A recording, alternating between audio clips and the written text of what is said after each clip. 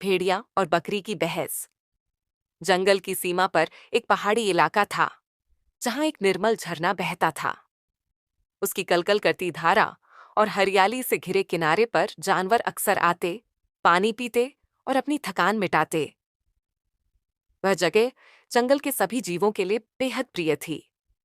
लेकिन एक समस्या थी, वहां अक्सर एक भेड़िया आता जो अपनी ताकत के बल पर दूसरों को डराकर पानी पीता और उन्हें वहां से भगा देता। उस दिन दोपहर की तेज धूप थी। जंगल की शाखाओं से छनकर आती रोशनी जमीन पर सुंदर आकृतियां बना रही थी। झरने का पानी धीरे धीरे बह रहा था और उसका संगीत पूरे माहौल को शांत कर रहा था। उसी समय एक बकरी जो पास की चट्टानों से चलती हुई आई थी, झरने के ऊपर वाले हिस्से में पहुंच गई। उसका शरीर धूप से तप चुका था और गला सूख रहा था। उसने इधर उधर देखा और फिर झरने के साफ पानी को पीने लगी। नीचे की ओर कुछ ही दूरी पर भेड़िया खड़ा था। उसकी तीखी आंखें और चौड़ा शरीर डर फैलाने के लिए काफी थे। उसने बकरी को देखा और तुरंत गुर्राते हुए कहा, तू झरने के ऊपर क्यों खड़ी है?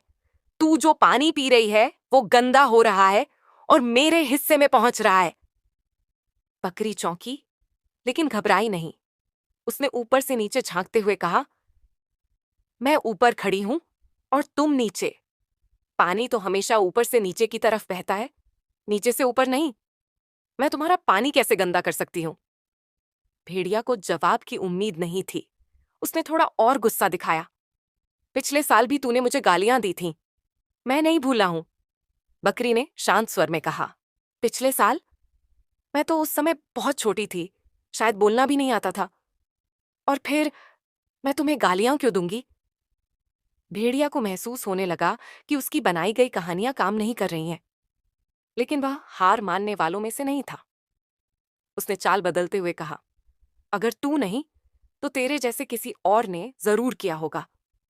वैसे भी तुम सब एक जैसे ही होते हो।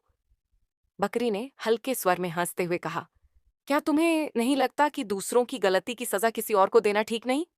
तुम जो कह रहे हो वो न तर्क से मेल खा रहा है न सच से। भेड़िया अब चिढ़ चुका था। जंगल में उसकी आदत थी कि वह किसी को जवाब नहीं देने देता था। लेकिन यहां तो कोई उससे बहस कर रहा था, वो भी बिना डरे और पूरे तर्क के साथ। अब तक झरने के आसपास कुछ और जानवर भी आ चुके थे।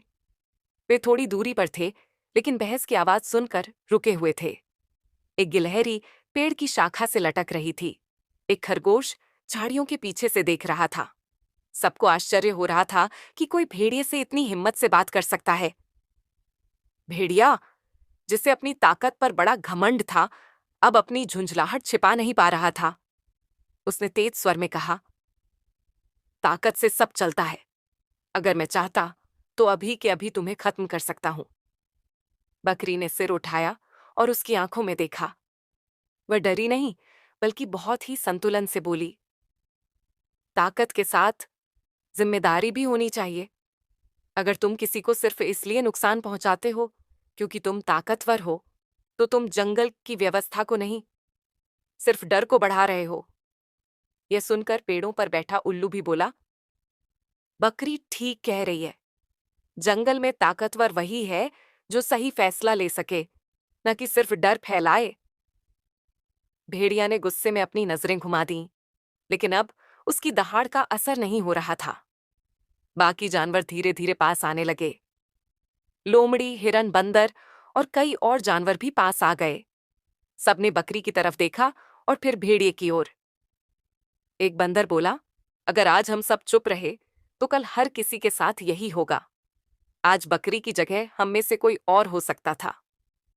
भेड़िया को अब पहली बार महसूस हुआ कि शायद उसकी दहाड़ से ज्यादा असरदार बकरी की बात बन रही थी। उसने चारों ओर देखा। जानवरों की आंखों में डर नहीं, एकजुटता थी।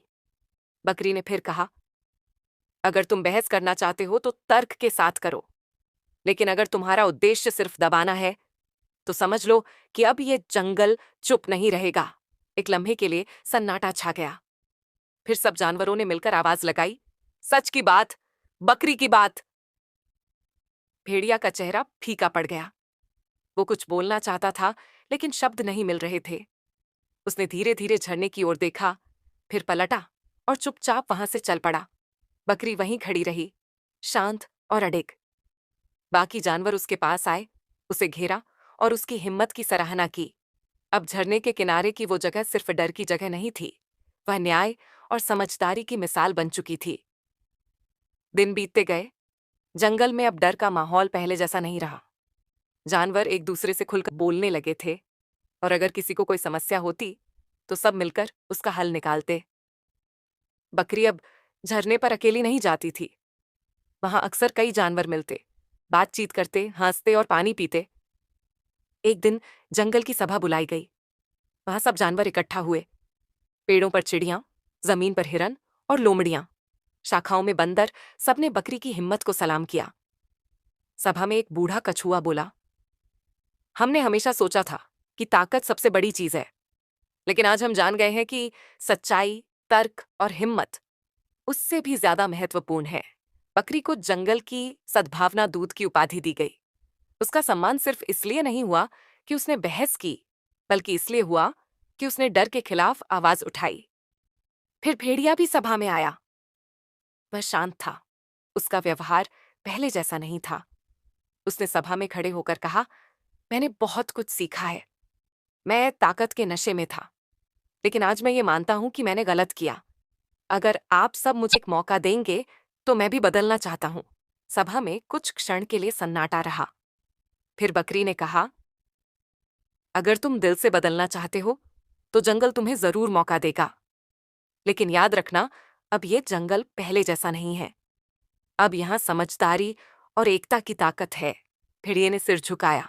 वो दिन जंगल के इतिहास में एक नया मोड़ था, बल्कि न्याय और बदलाव का प्रतीक बन चुका था। शिक्षा। ताकत से डराया जा सकता है, पर सम्मान नहीं पाया जा सकता। सच्चाई, तर्क और एकजुटता हर भय को मात दे सकती है। जब कोई अन्याय करे तो चुप रहने के बजाय सोच समझकर आवाज उठाना ही सही रास्ता है।